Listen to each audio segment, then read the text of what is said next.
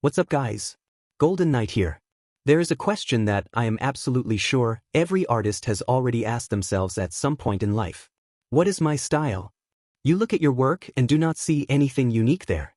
You look at other people's work and feel that everyone has already arrived at a place that you do not even know how to find yet. What this video is going to do is show you exactly why you still have not found your style, what the real blocks are that are in the way, and what changes when you stop doing the wrong things. Therefore, before anything else, we need to undo a confusion that is at the root of all of this. The mistake of trying to choose a style.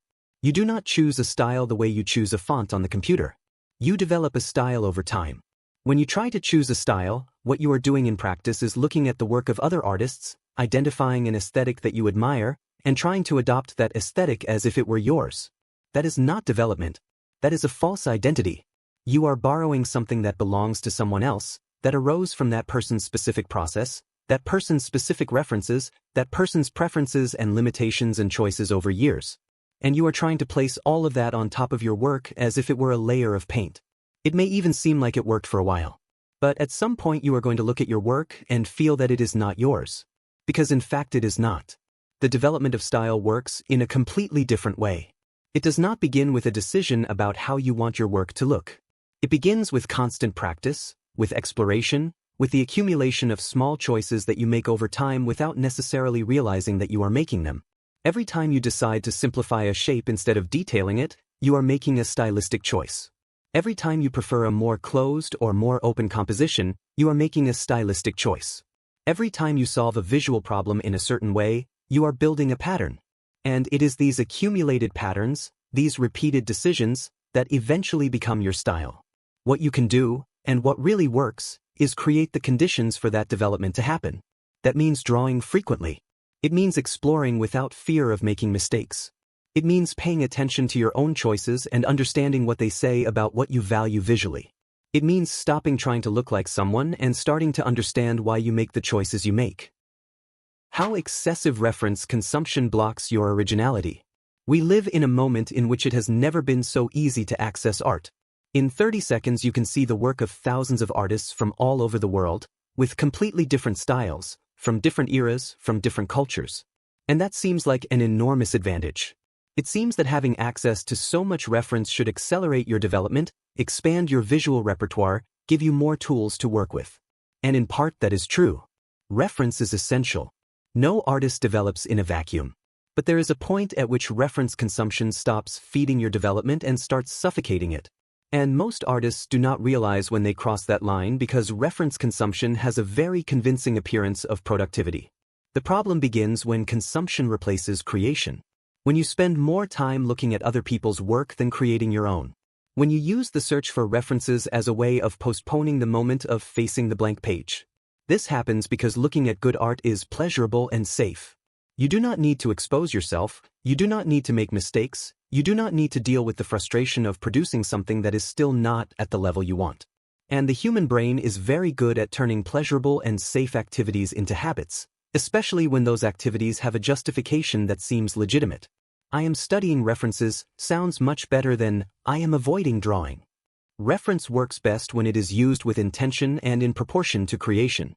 Too much reference without enough creation is like eating without ever digesting. You cannot make use of anything because your system never has time to process what came in. The problem of copying without understanding what is being copied. Copying is one of the oldest and most effective tools in artistic learning. Practically every great artist in history went through a period in which they copied the work of other artists in order to learn. There is nothing wrong with that. The problem is not copying. The problem is copying without understanding what is being copied. And that difference, which seems small, completely changes the result of the exercise.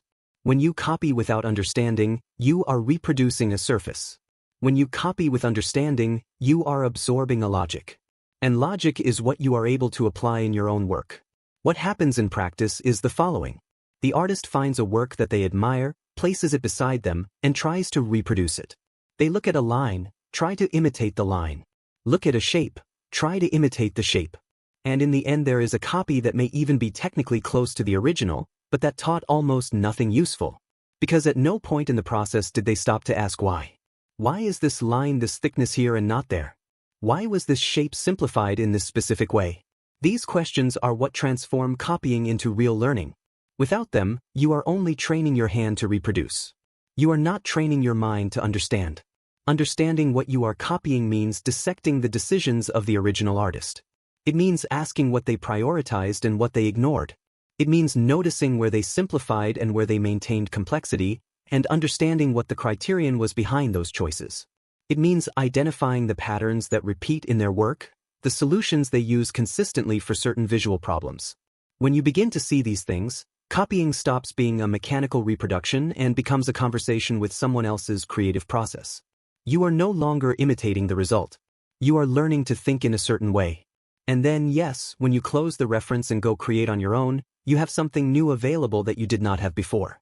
There is also a direct consequence of all of this for the development of your style. When you copy with understanding, you inevitably go through the process of comparing the original artist's decisions with your own preferences. You realize that some of their choices make sense to you and others do not. You discover that you prefer more simplicity here, more detail there, a different approach to that specific problem.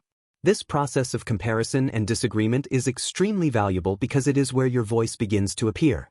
You are using the other person's work as a mirror to better understand what you yourself value. And when you accumulate this kind of learning over time, through multiple artists and multiple processes of conscious copying, you begin to have an internal library of decisions that are genuinely yours. Why drawing too little delays the emergence of your style? There is a very comfortable idea that circulates a lot among beginner artists, which is the idea that quality is more important than quantity. And that idea is not completely wrong, but it is used in the wrong way with frightening frequency.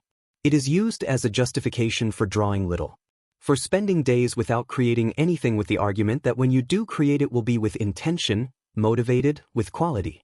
And the problem with this logic is that it completely ignores how the human brain learns skills and how style develops over time. Style does not arise from reflection. Style arises from repetition. And without enough volume of work, there is no basis for any pattern to emerge. Think of style as a statistical pattern. It is not a decision that you make once.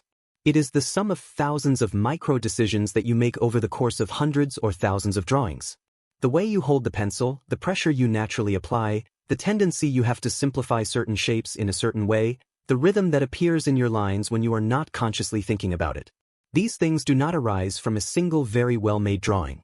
They arise from accumulation. And accumulation requires volume. It requires frequency. It requires that you draw with enough regularity for these patterns to begin consolidating and becoming recognizable, first to yourself and then to anyone who sees your work. The artist who draws little is always at the beginning of the process. Each drawing session is almost a restart because the interval between one and another is too large for there to be real continuity of development. You do not accumulate momentum. You do not accumulate confidence. You do not accumulate the repeated mistakes that, as you will understand better later in this video, are an essential part of the formation of style. Drawing little also means that when you finally do draw, you spend more time in the conscious, controlled mode, where each decision is thought out and weighed. Except it is in the fluid mode, where choices begin to arise more instinctively, that style appears.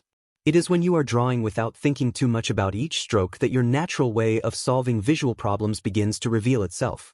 This does not mean that you need to draw for hours every single day without exception in order to have a style. It means that frequency matters more than duration. 20 minutes every day build much more than 3 hours once a week. You are training the entire system, the way you think visually, the way you make quick decisions, the way you respond intuitively to problems of composition, proportion, line, shape. This training requires consistent repetition over time. The trap of trying to be perfect from the start. Perfectionism is one of the most difficult problems to solve in artistic development because it disguises itself very well. It does not appear as fear. It does not appear as insecurity. It appears as standards, as care, as seriousness. The perfectionist artist does not think they are sabotaging themselves. They think they are being demanding with themselves, that they are refusing mediocrity, that they are waiting for the right moment to produce something that is truly worthwhile. And this narrative is so convincing that it can last for years without being questioned. Meanwhile, development stops. Style does not emerge. And the person continues thinking that the problem is lack of talent when in reality the problem is that perfectionism is preventing the process from happening. Style develops through experimentation. And experimentation, by definition, includes results that are not good. It includes attempts that fail. It includes drawings that you look at and think did not come even close to what you wanted. This is not a problem with the process. This is the process. Each attempt that does not work gives you information that a successful attempt cannot give you. It shows you a limit, a difficulty, a pattern that needs to be adjusted. And it is this information accumulated over time that refines your work in a way that no amount of planning or reflection can replace. When you try to be perfect from the start, you are essentially trying to skip this part of the process. And this part cannot be skipped. You need to understand that high standards and perfectionism are different things. High standards mean that you know how to recognize quality and work toward it consistently. Perfectionism means that you use the absence of quality as a reason not to create. An artist with high standards produces a lot and refines over time. A perfectionist artist produces little and gets trapped in a cycle of dissatisfaction that never solves anything. The practical difference is enormous.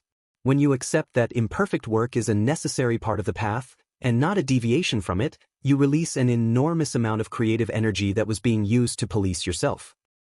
Why your style emerges from the mistakes you repeat. There is something that happens in the work of every artist who is developing their process and that is almost never recognized for the value it has. It is the recurring mistake. The kind of thing that you do again and again without wanting to, that appears in your work with a consistency that sometimes frustrates you because you try to correct it and it comes back. The proportions that always come out in a specific way. The tendency to simplify certain shapes in a particular manner. The rhythm that appears in your lines even when you are trying to do it differently. The way you resolve a certain area of the drawing that never comes out exactly as you planned but always comes out in a similar way. These recurring mistakes are not flaws in your process. They are your process. And understanding this completely changes the way you relate to your own imperfections. The recurring mistake exists because it reflects something true about your way of processing visual information. When you simplify a shape in a specific way every time, it is not because you do not know how to simplify it in another way. It is because there is an internal logic in your visual system that naturally goes in that direction. When your proportions always come out in a particular way, it is not a lack of knowledge about correct proportions. It is that your perception has a tendency, a bias, that influences what you see and what you reproduce. These biases are not random mistakes. They are signatures. They are the fingerprints of your creative process. And when you stop trying to eliminate all of them indiscriminately and start understanding which of them are limiting you and which of them are defining you, you begin to have a much more intelligent relationship with your own development.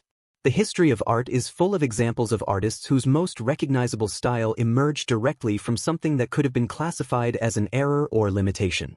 Exaggerated proportions that became a trademark. Distorted perspectives that created a unique atmosphere. Imprecise brushstrokes that generated an expressiveness that precision would never have achieved. In none of these cases did the artist wake up one day and decide that they were going to exaggerate proportions or distort perspective as a stylistic strategy. What happened was that they found in their own natural way of working something that had a specific quality, a particular visual truth, and instead of suppressing that in the name of technical correction, they embraced it and developed it. They transformed a natural tendency into a conscious choice.